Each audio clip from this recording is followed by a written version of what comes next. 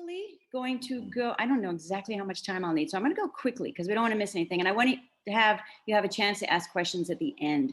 But if you don't have time, then you probably know where to find me or have my email so that you can ask questions, because there's so many different species that you might have questions about, and I can at least help you find the answer. So I'm going to share my screen and we'll get started. And Mr. Rogers will tell me if there's any technical difficulties or glitches. Yes, I'm going to, okay, so far so good. I'm going to talk about sharks today, and that isn't what I have focused on in my research as a scientist, but I've come across them in many contexts. So what I want to talk about today is sharks in general, but it would be kind of impossible to cover sharks. I don't know if you realize this, but there are over 1,000 species of sharks in the world. And in Hawaii alone, there's probably over 40 species of sharks. And that includes all the deep water, obscure dogfish sharks and so forth. So what I'd like to talk about is the blacktip reef shark research that we do. Some of you have helped me out with and are familiar with that.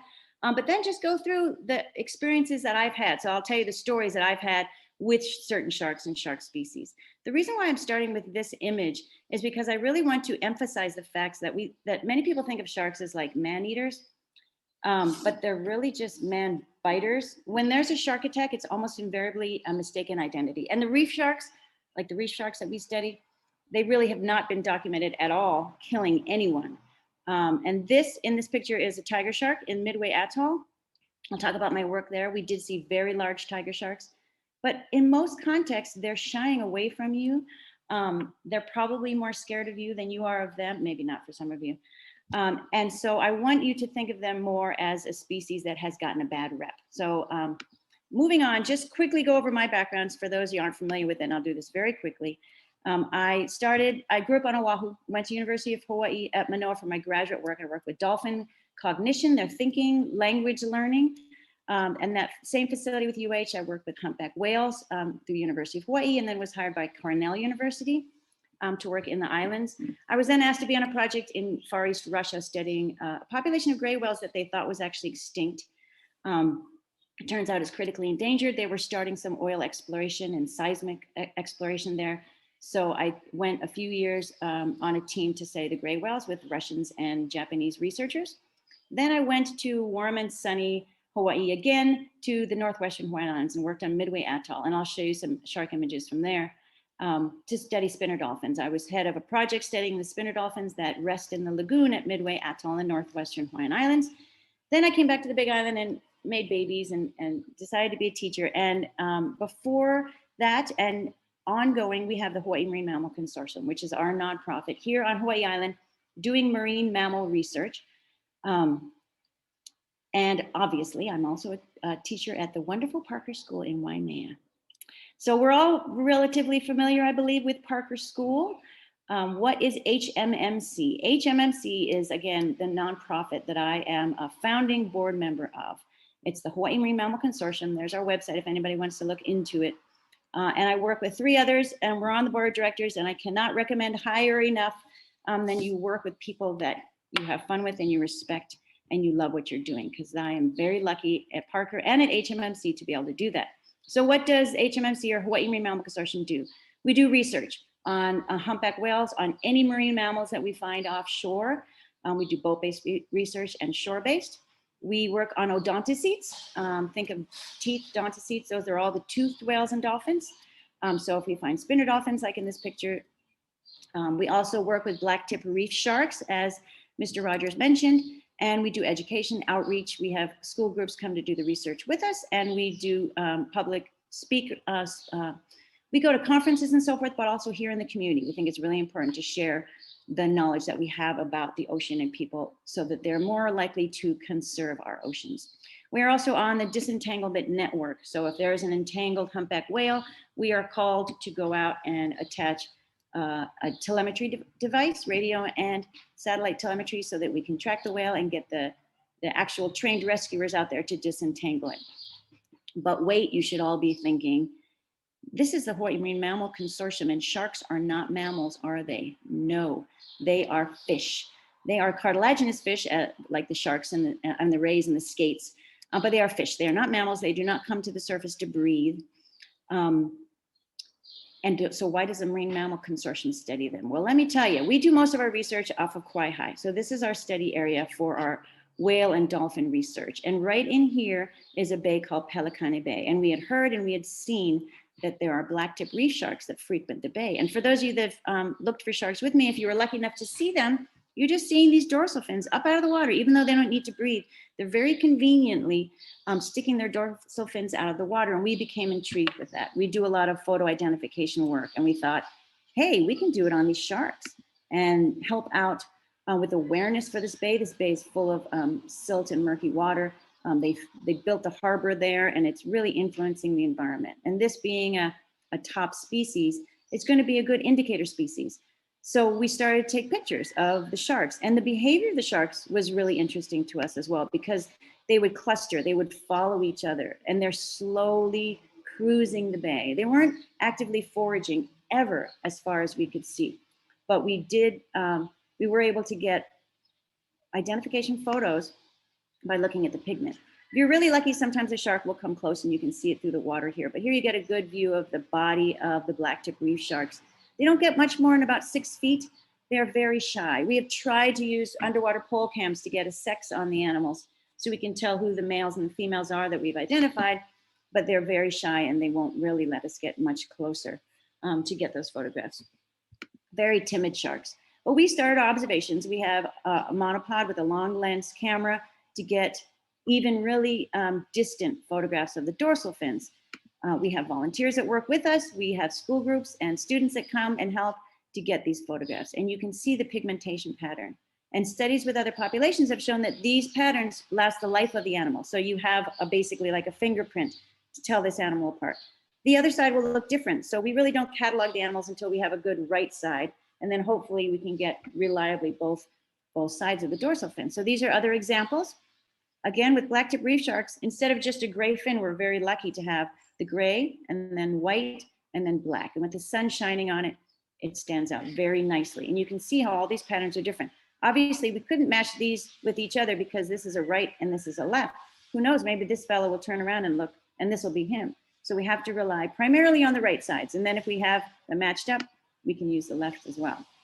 In our marine mammal research, in my career, I've done a lot of identification using natural pigmentation patterns. The trailing edge of the spinner dolphin and other dolphins is very useful.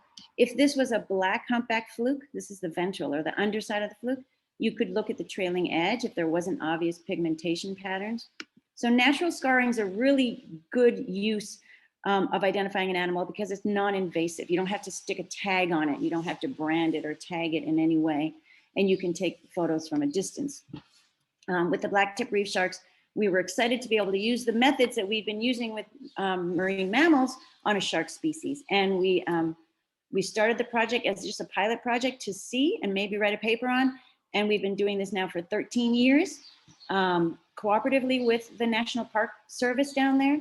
And again, our catalog has 37 different blacktip reef sharks in it. So we have that many identified individuals. I want you to look at these photos if you can and see if you can match. There are 2 matches in this. I'm trying to get my screen to show all of you. There are 2 matches in here. So take a moment to see if you can match.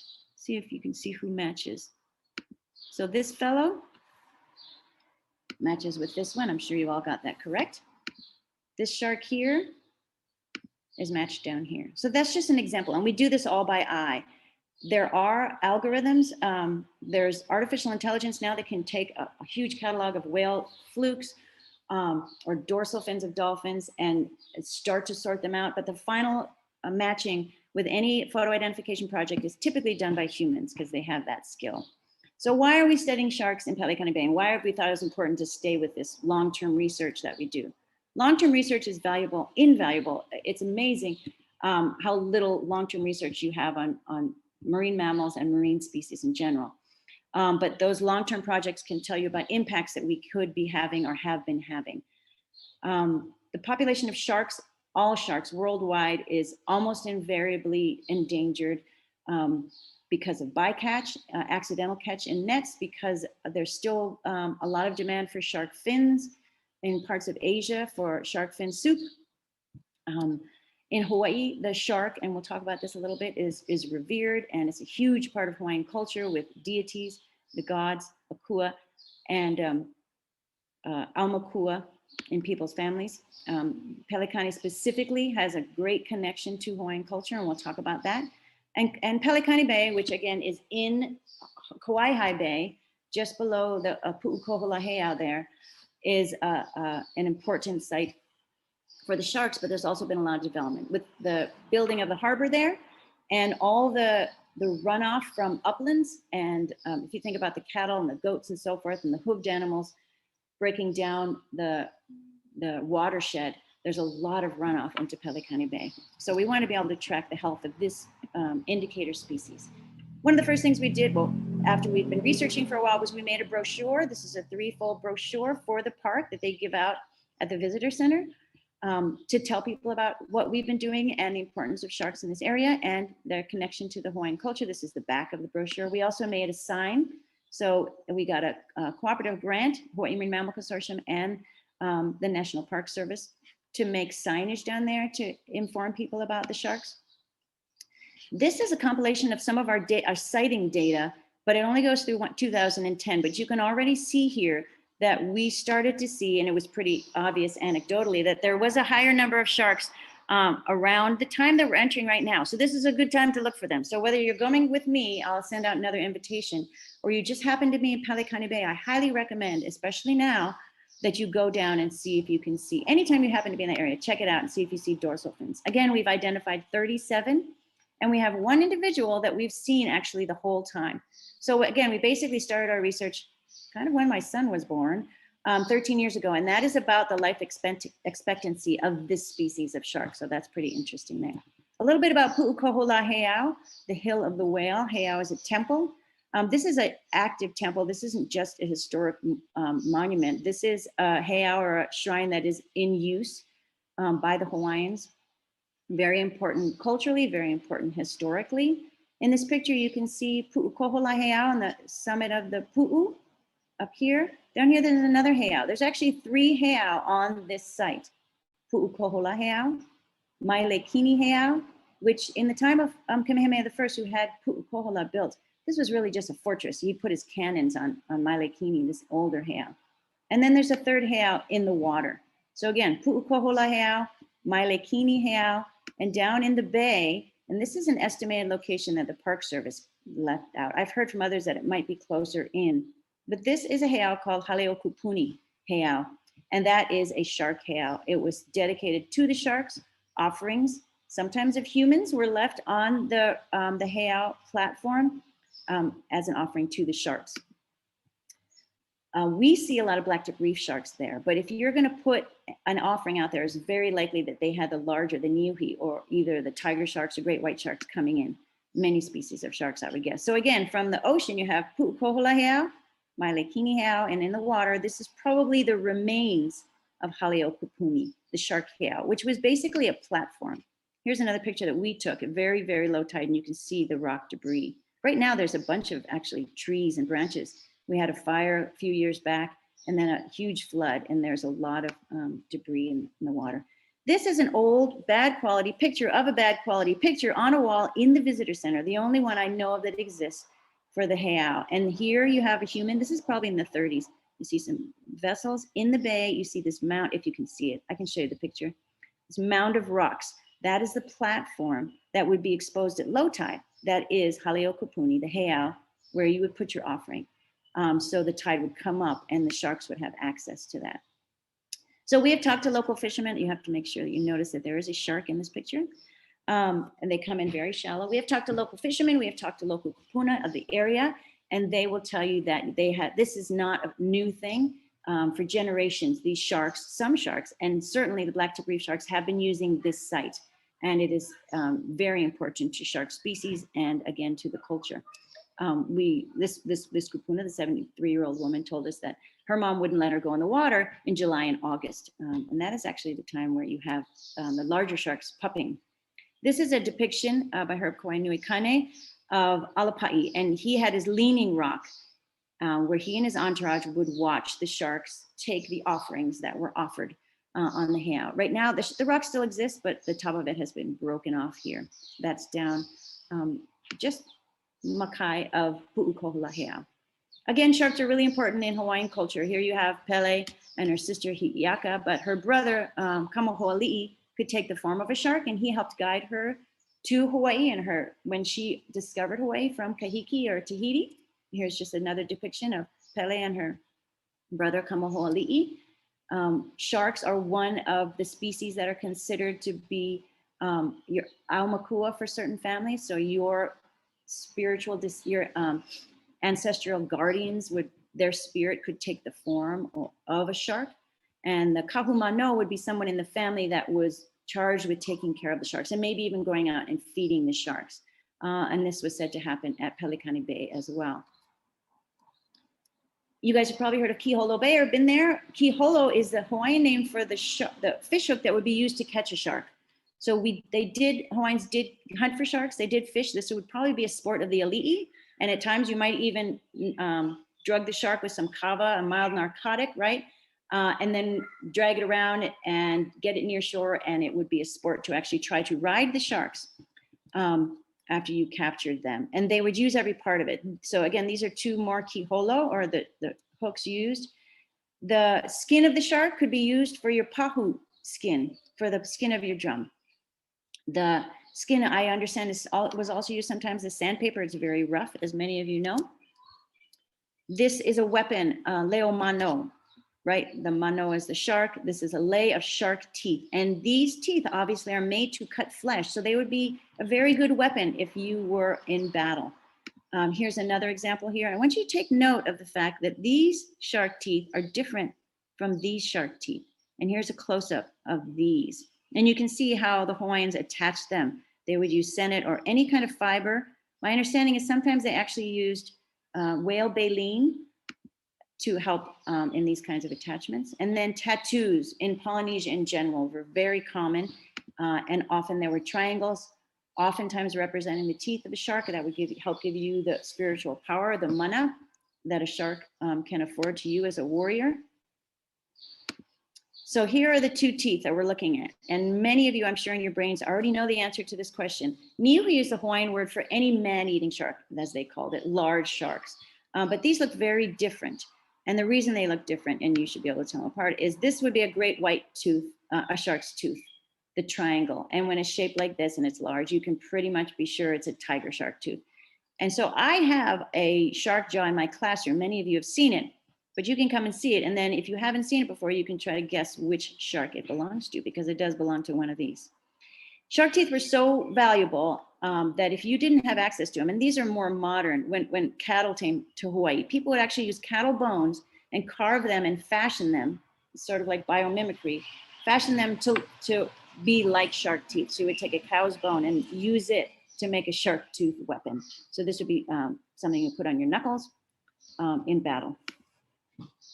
So as far as my interaction with sharks, we just talked about great whites. People don't normally think that great whites are in Hawaii, but we do have them. Every once in a while it's spotted. It usually makes the news. When we saw this great white shark off Kohala Coast, we thought it was a humpback calf at first. And then we were convinced it was a tiger shark. But if you look at it from above, these great whites have very pointy noses. So when we got close enough, and it was a little murky, but we got the pole cam in the water, we identified this as a great white shark. We haven't been able to match it. Typically you use this patterning on the side of the animal. Whenever we see a species that we're not studying or we're not used to seeing, we'll share that photograph with researchers. So there were researchers with a catalog in the West Coast. It hasn't yet been matched to that catalog, or actually it could be at this point, but we donate it to their catalog. But great white sharks do come here. They do travel a great distance. One shark was tagged in 2000 and swam from California all the way to Kaho'olawe, almost 4,000 miles here to Hawaii. So this was a rare sighting we had in 2006. That's the only time I've ever seen a great white shark, but I can tell you for sure firsthand that they do exist here in Hawaii. So what do we have here in Hawaii? Again, we have over 40 species, but I'm going to focus on the main ones. Offshore, not near shore. So not only those of you that are going on a fishing boats are probably seeing these. We have the thresher sharks. The Hawaiians call that the much hit tail, the laukat hi'u shark or mano ha'iku, blue sharks, short fin mako sharks, oceanic white tip sharks, which can be very aggressive. If you're very lucky, you may have seen a whale shark. The Hawaiians call these mano ihu vaha, the bow shark, because they would, at times, fishermen say, put their noses, or ihu, on the va'a or the canoe. And sometimes they would be fed, but they're not going to eat. They're plankton eaters, so they're just making friendly. And then the great white sharks. As I mentioned, we do have white sharks here. Hawaiians call those niuhi, but that would be any large shark. So the tiger shark as well. So inshore, what you're more likely to see near shore, obviously, what we see at the bay most commonly would be the blacktip sharks, black smudged or mano pa'ele in Hawaiian, the white tip reef sharks, mano lalakea, the scalloped hammerhead. When I was in Midway Atoll, they only had the smooth hammerhead. Oops. They did not have the scalloped. That's what you'll most likely see off this island, however, not the smooth hammerhead. The gray reef sharks, Galapagos sharks, sandbar sharks, and of course, the large and famous tiger sharks. And yes, not always, but often you can see these stripes that gave it its name. And so that would be called niuhi as well. These three on the bottom are hard to tell apart. And one of these is also a frequent visitor to Pelekane Bay. So in Pelekane Bay, we have the blacktip reef sharks most commonly. We have seen hammerhead swimming, and I got this photograph of a fisherman accidentally catching this hammerhead pup, but he put it back, don't worry. I have seen white tip reef sharks. I only have a video, I don't have a photograph. This shark here is either a sandbar shark, Galapagos shark, gray reef shark. Some better photos that I have that I'll show you were sent to my friend Jerry Crowett, who is a shark expert at aquarium, the Waikiki Aquarium, and he couldn't identify for sure. And actually one time sitting on the shore at Pelekane Bay looking for blacktip reef sharks, this tiger shark swam by, and you can see how far its dorsal fin is from its tail. It is a very large tiger shark. Its dorsal fin is not all the way out of the water here. Probably not enough to ID it, but it was just cruising by. So we do get tiger sharks actually just out offshore or inside the bay. This is a few pictures that Greg Cunningham, he worked at the Park Service. He worked for the Park Service. He was a ranger there, took of the other species of shark that frequents the bay. And we will see these for like 3 days a year in mass numbers, foraging actively, engaging in behavior that we never see from the blacktip reef sharks. These guys are hunting. And you can see, if I zoom in on this one right here, you can actually see this shark has a fish in its mouth. And again, this is what they're doing. They're hunting and foraging. So they use Pelekane Bay for a very different reason, we believe, than the blacktip reef sharks. Okay, so back in my context of studying off Kohala Coast, humpback whales and other species, I have come across, and obviously other species, including melon-headed whales. An interesting thing about finding these melon-headed whales, which are, they sort of dolphin size, look a little bit more like false killer whales. You can see how easily identifiable some of them are. Here's another picture, is that we often find swimming in association with these groups, these sharks. This is one of the few pictures I did not take. This is a friend Doug Perrine's picture of an oceanic white tip. They're actually considered one of the most aggressive, and I would agree with that. If I am underwater swimming and getting photographs and video of melon-headed whales, in this case associated with humpback whales, this guy will just swim right up to you and it kind of freaks you out. But they are very aggressive, and they are known to be one of the more aggressive sharks. So if you see these out there, different from the reef white tip, this is an oceanic white tip, a rounded fin, and it's much more speckled. That's what you're going to find. You're also going to see tiger sharks in association with humpback whales, but not happy, fast, strong adult humpback whales. This humpback whale is going to meet its demise. We'll just pretend it died of old age, and these tiger sharks are following and waiting. Tiger sharks, again, are opportunistic. They're not going to attack anything unless it's sick, injured, not paying attention.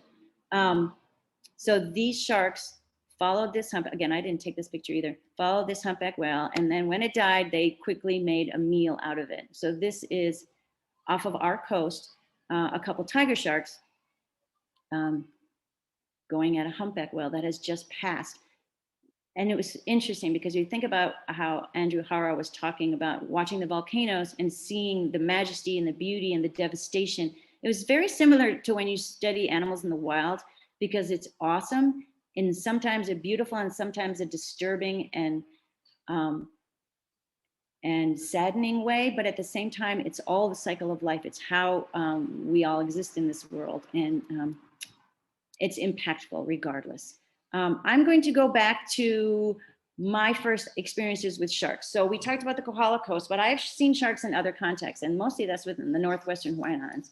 But the first shark I ever saw was in high school. And if you have seen sharks before, you're probably very lucky because they're pretty shy and they don't want you to see them. But the first shark I ever saw was diving when I was in high school, and it was a hammerhead, and it was like 8 feet long, and it was just cruising by, and it was just beautiful, and it wanted nothing to do with me. And then I got a job at Sea Life Park, an internship when I was in high school. I was a scuba diver, and I had to get in a tank and do a show for the tourists and feed the fish and carry the eels. Don't do that, by the way. This was a very old eel that didn't mind being carried around. And the sharks, we made a point of feeding the sharks before we got in the tank, so they weren't at all hungry or interested. Not that they would be a problem, but we would feed them up above and throw the fish right in front of them before we ever got in the water. But in this tank with me, there were blacktip reef sharks, whitetip reef sharks, and hammerhead sharks. Fast forward to the northwestern Hawaiian Islands, where I was seeing more sharks in the wild. I went again to study spinner dolphins, Spinella longirostris. Again, they are called spinner dolphins because they spin. And you can ask me why on another occasion, because we're not talking about dolphins today very much. Midway Atoll, it's also called Kua'i Helani, is in the northwestern Hawaiian Islands. So it is here, basically the second to the last atoll before Kure. And here we are on Hawaii Island down here. Zooming in, this is what it looks like from up above. Again, an atoll is an island that has sunk. The island's gone. You just have some sand that has blown against the reef, big enough to have an airport runway, and obviously a naval base, for those of you that remember the Battle of Midway that you learned about in history class. But this is where I lived for a few years. This is what it looks like flying in. Again, Midway Atoll is called Kua'i Helani, but also Pihe Manu. Pihe Manu, Manu is bird, translates basically as the loud din of birds, aptly named because Midway is covered quite literally with birds. If you ever have an opportunity to go to the northwestern Hawaiian Islands, I always say this, please go, find any way to get there. There are so many birds there everywhere. These are lace-on albatross. This is the season for them to nest, and they are everywhere. But there are many, many species of birds, and it's a beautiful place. And we'll get back to that. Shark-wise, this picture was taken by someone else, but I had to include it because these are Galapagos sharks. And I can remember seeing schools, and we would go in and check them out and swim with them. But they had learned that the fishermen often chummed outside of the atoll. So when you jumped in the water and the sharks heard the splash, they would dart at you, and then they would stop like 10 feet from you and go, "You're not chum." So it was a very disturbing and empowering feeling to have 40 sharks swimming quickly at you. But I was there to study the dolphins, who literally would come in the bay, very likely to avoid larger sharks that can sneak up. But here they are over sandy bottoms. You're not going to be able to sneak up on these dolphins. We did photo identification. You can see how blue and sandy the lagoon is there. This picture was actually taken at Kure Atoll. So I was there to do shore-based and boat-based work, taking photo identification and photographs. We did biopsy sample and so forth. You didn't see a lot of scarring. It may be that the spinner dolphins really didn't survive shark attacks, but there were 2 occasions. One, this stranded calf, and then this adult male, you can tell by the dorsal fin, this is S38, who has evidence of a shark bite there.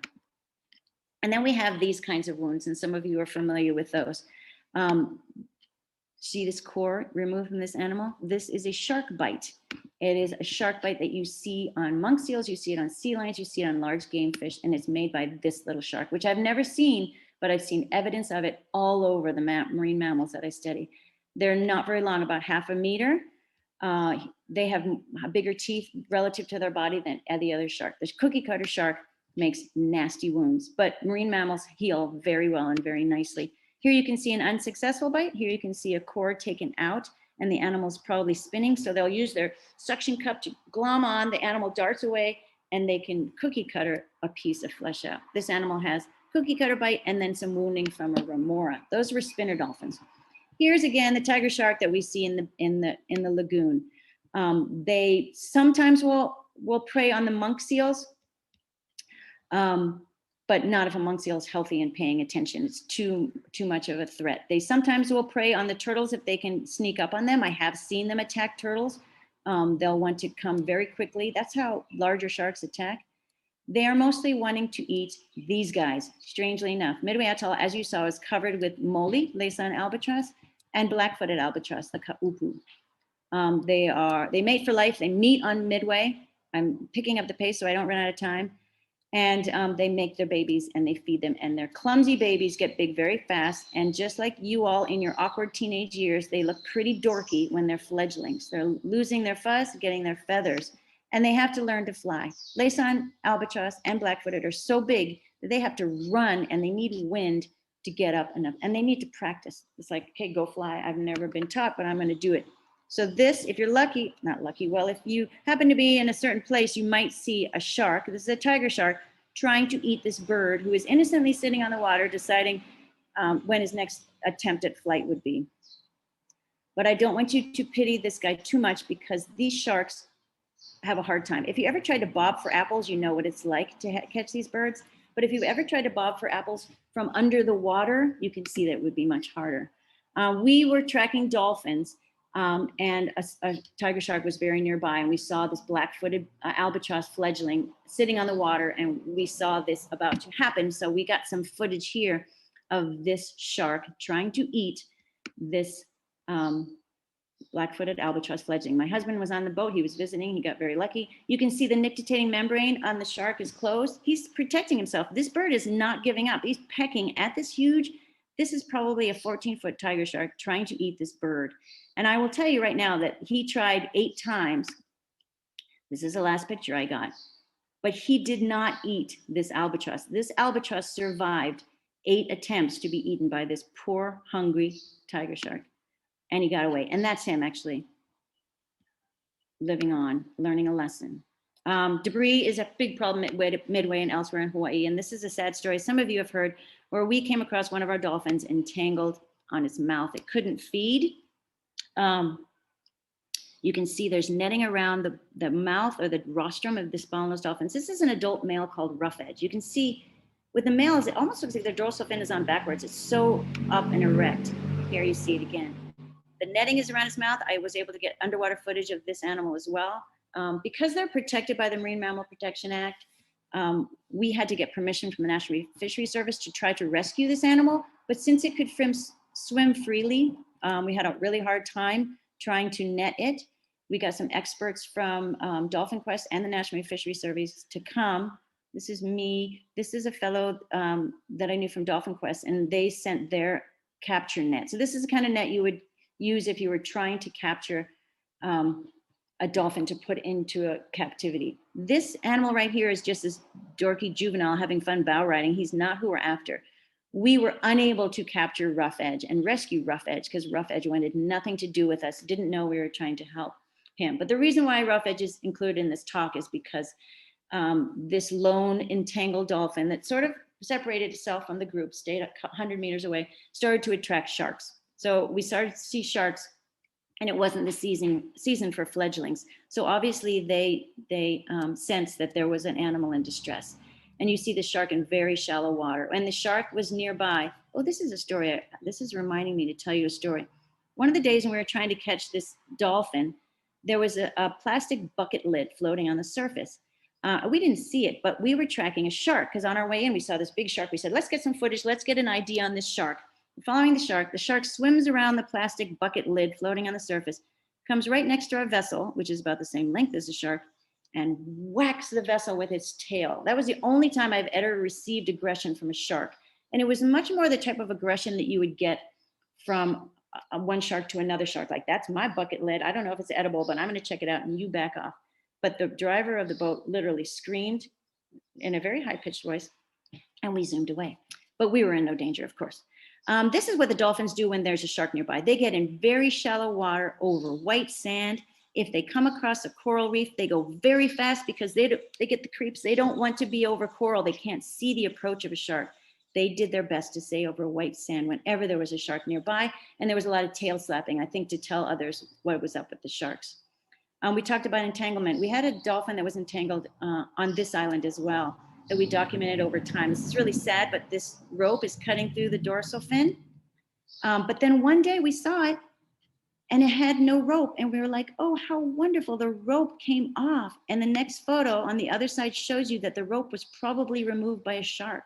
This is a big shark bite after the rope was removed. So it's very likely that the shark disentangled this spinner dolphin that we came to call lucky. Dismembered and disfigured dorsal fins are not uncommon. These are all 3 dorsal fins of spinner dolphins that could be from marine debris or could be from sharks. Back to reef sharks, I want to thank everyone that has helped me. In the blacktip reef shark study, obviously my children were student helpers early on. Melly and Noah, since birth, have helped me with the marine mammal research. As they got older, they might have been a little more helpful and less distracting, and they continue to help me. I have been taking Parker School students to study the blacktip reef sharks for a really long time, probably the whole 11 years that I've worked here. You will see some familiar faces here. Yes, pre-pandemic, remember when we didn't have to wear masks? You can see the blacktip reef shark in the foreground of this picture here. There's Jesse and another student, and I love this part because it looks like they're running from the feared shark. But we got some good ID pictures on that day. But yeah, they saw so many sharks they didn't need to see anymore. Here's another picture of Parker School students helping out, a large group, probably from last year. I've taken Kano Oka'aina students down there. I've taken Waimea middle school students down there on this and the humpback whale research that I haven't really addressed a lot today. More Parker kids, I know you recognize these goofballs. And since the pandemic started, here are some of our 6th graders helping me out. So I want to be sure to give out a huge mahalo to everyone, that parents, volunteers, ex-students, students now. I encourage you to come and help me with the research. We are going to probably have a scaled back humpback whale season, and I will try to tell you when I'm going to do that so I can get you guys to help me with that research as well. But that is the conclusion of my shark talk for today. Thank you for your patience in me speaking 100 miles an hour, but I think I have left some time for questions. If anybody has questions that I can answer, or maybe Mr. Rogers wants to take all the questions today. Thank you very much, everyone. Thank you very much, Ms. Rickards. I won't be able to answer any of the questions, but you probably need to take a breath. So I'll waste a bit of time while you take a breath. If you have questions and want to put them in the chat, there's one from Ms. Futrell. So let's look at that one. I'll let you. The shark attack on Maui yesterday. Any idea of the species? She wants to know. Goodness, I hadn't even heard about it. Tell me the details. The shark attack on Maui yesterday sunk a kayak. Any idea on species? My first guess, gotta get my cursor off my face. My first guess is that it would be a tiger. Anything big enough to sink a kayak or even overturn a kayak would probably be a tiger shark. That is much more common than a great white. Again, I'm pretty sure that reef sharks have never even been documented killing a person, certainly biting accidentally. But yeah, send me that link because I haven't heard about that. I'm not on top of my current events. I guess I was working on this talk I had to do today. So can I follow up that with a question? You started earlier by saying, they're more afraid of you than we are of them. And that's nice to hear. But let's say we're out swimming and you see a shark. What's the best thing to do? Do you continue as normal? You get out of the water if it's coming towards you? Do you, scream like the guy in your boat did? What do you do? Screaming is always helpful. Typically, percentage-wise, historically wise, I hate to say this, surfers, I know it makes us all uncomfortable. You're more, with mistaken identity, you're going to be bumped as a surfer or maybe a small kayaker because you're mistaken for something else. If you're snorkeling and you see a shark, if you're swimming and you see a shark and the shark sees you, it's very unlikely that's going to attack. The safest thing to do is slowly get out of the water. Don't look like you're frantic. Slowly get out of the water, keep your eye on it. You can oftentimes just hit a shark in its nose. They have those ampullae of Lorenzini, very sensitive pores basically on their rostrum. If a shark is ever near you, hit it hard, but do get out of the water just for safety's sake. Wow, okay. Mr. Poe or Mr. Poe's Hui wants to know, how many photos do you have to take to get a good shot for identification? That's a really good question. When I started doing marine mammal work, this was back in the time where you took a picture and I had slide film that I had to like mail in and get back, and it was really expensive. And on Midway, we didn't have the chemicals, we weren't allowed to have them. So I was conserving film. Now we'll take a lot more photographs because you can just delete them digitally. With the sharks, it really depends more on distance. If the shark's close enough, it's swimming slow enough that you can get a photograph, you're happy, you got it. You take one or two. If you're not sure it's the same animal, you take them. But I'm not like with these guys because they're just cruising along. So it doesn't take much. It has more to do with how far away the shark is, whether you can get it in focus. Someone in Mr. Smith's who wants to know if there's any evidence of a marine mammal ever drowning. Yes, that's an interesting question. I'm not sure exactly what you're getting to, but especially in context of being entangled in marine debris, marine mammals have to breathe. So if they can't get to the surface, they will drown, absolutely. Sharks, whales and dolphins are different than us. If you hit me on the head, and I go unconscious, I'm going to continue to breathe. It's not the case for dolphins and whales. And they kind of found out that the wrong way where they tried to anesthetize dolphins. But if you knock a dolphin unconscious, it doesn't have voluntary breathing. It has voluntary breathing instead of just breathing. So if an animal gets knocked unconscious, it will drown. Mr. Winterbaum, do you want to unmute so Ava can ask her question? My question is that has Miss Rickards ever almost been eaten by a shark? Yeah. And there's a couple follow-up questions that are related to that. Nora wants to know if you've ever hit one, and Edelweiss wants to know if you've ever been attacked. So I think that's all kind of connected there. I have been bitten by many things. I've been bitten by turtles and rays and dolphins and parrotfish because I'm feeding them in the reef tank and so forth, and in other contexts. But I have never, other than that one whip of the tail at our vessel, I have never had any. Well, I've had oceanic white tips look at me funny and kind of go at me, but I've never been attacked and or chased by a shark.